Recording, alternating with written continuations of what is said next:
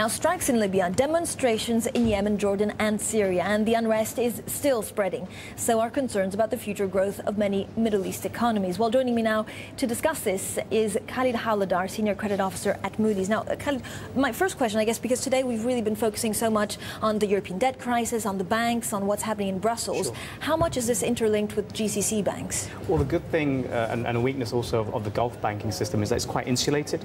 So the domestic market, hydrocarbon, oil, energy, real estate, it sort of focuses on itself. So it does have some exposure, but it wouldn't be of a huge importance, I think, to the Gulf region. And today, this week actually, we've had so much news about, we've been watching very closely the Egyptian stock exchange reopening and then having to halt because it breached that 10% low limit and all of this unrest. Now, Moody's has downgraded a lot of the banks this week, at the beginning of the week. And this is what, just because of unrest and concerns about financing? There's a couple of factors going on there. I mean, first and foremost, the operating environment is unstable, and banks operate within that jurisdiction. So as tourism collapses and the economy is on a bit of a shaky track, then that affects the banks. But also crucial within the Egyptian banking system is that around 30% of their loan books are exposed directly to the government.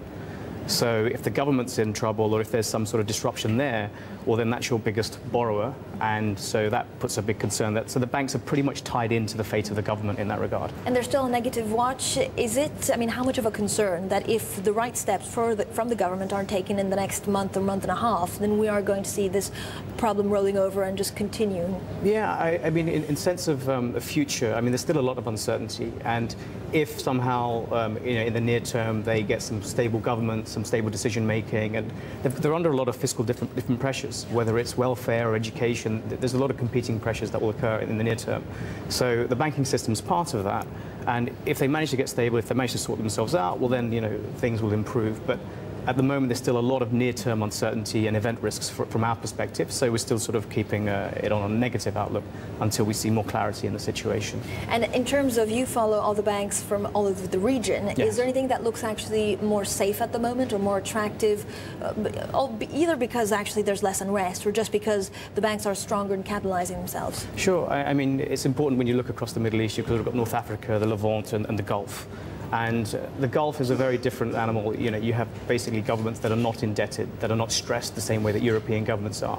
And they're in a very strong position to support their banking system in the event of trouble. Now, post-Lehman Brothers, we saw a lot of crisis. We saw all the sort of drama in Dubai with regards to government-related companies restructuring and so on. So that affected a lot of Dubai banks. But across the region, Saudi banks, it's still a very closed banking system, very simple, and they're very well capitalized. Qatar, they won the World Cup, as you know, and they also have a lot of cash to throw around.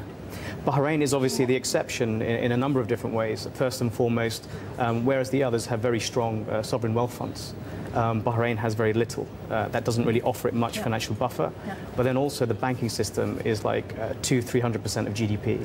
Khalid, thank you so much. Khalid Howlader there.